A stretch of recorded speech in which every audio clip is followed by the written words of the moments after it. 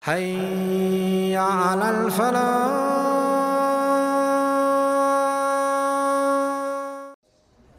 Allah makes our deen easy and beautiful. We make our deen difficult and ugly. We make people feel bad because they're not perfect. We make people feel bad because they're not completely there yet. The Sahaba were the best generation, yes or no? Best generation of all time. Of all time. And these people were willing to die for Islam, yes or no? Okay. Allah gave them ayat about alcohol in 3 stages. These are people that are willing to die for Islam. And Allah said, "La taqrabu, ithmuhuma akbaru min naf'ihima." The evil in alcohol is greater than the benefit. The evil is more.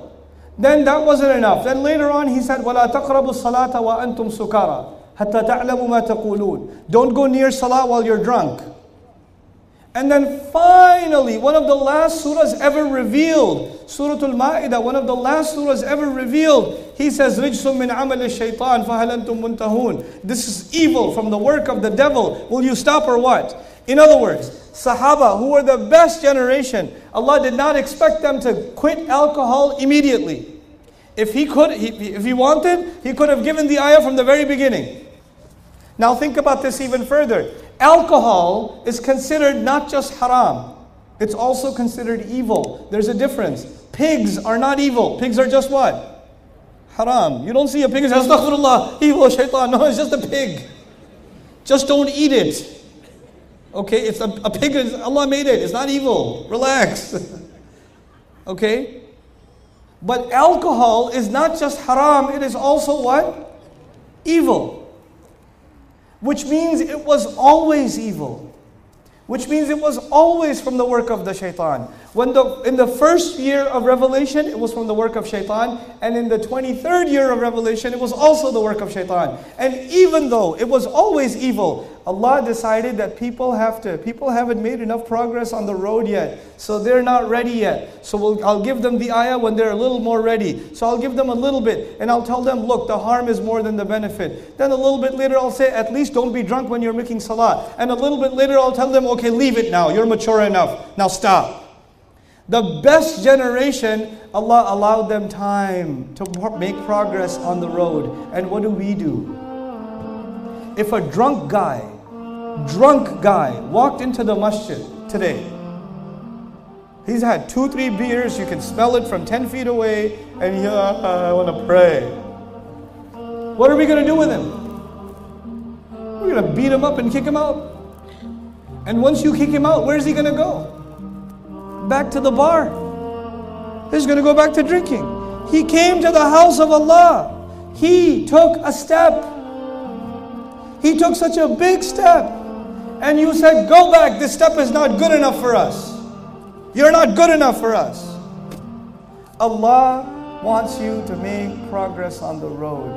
And you have to let other people make progress on the road.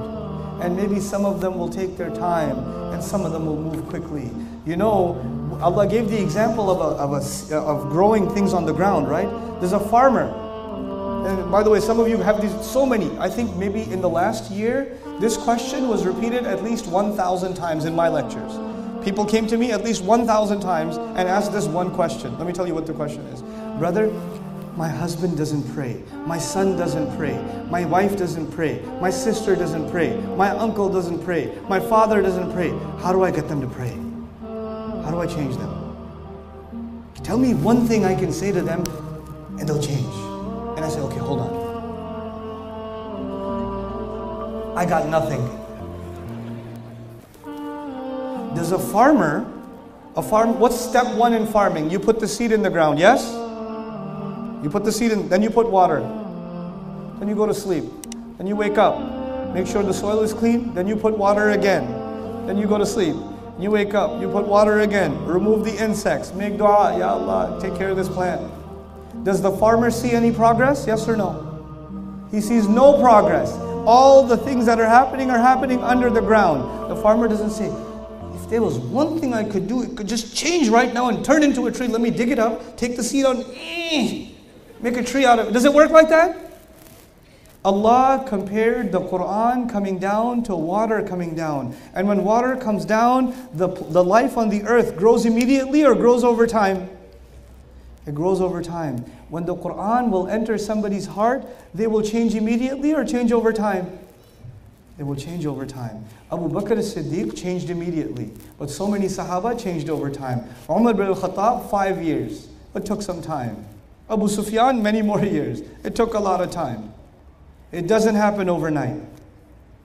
People only quote the example of Abu Bakr as-Siddiq. By the way, Abu Bakr as-Siddiq is an extremely amazing example. Even for the Sahaba, he's too high of an example. What about you? People quote the greatest example and make you feel bad. There are so many other Sahaba, hundreds of thousands of them, radiyallahu anhum wa radu anhu, that did not transform the same way as Abu Bakr as-Siddiq, radiyallahu ta'ala anhu. They took their time, and Allah is happy with them too. Allah is happy with them too. Call people with wisdom. Let them grow. Let them listen. Let them listen.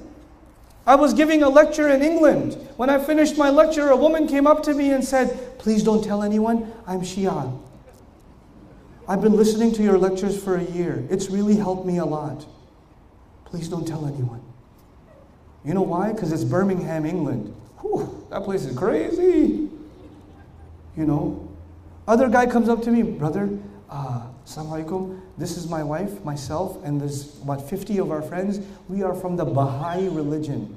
We've been listening to your lectures for a long time. Please don't tell anyone." I'm like, "Yeah, welcome. Assalamu alaikum. Sit, relax." I don't need to go after and start having debates with the Shia person or the Baha'i person or any other person for that matter. Why? Because my only concern is to get the water to the heart. That's all. The rest, who will do? The rest, Allah will do that. You're not going to do that. Allah will do that. That's up to Allah what He does.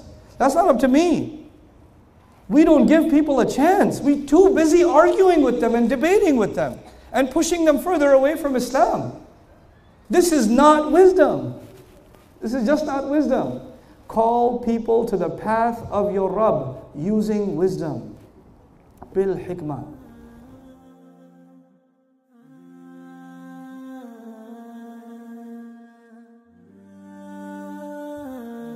Assalamu alaikum wa rahmatullah.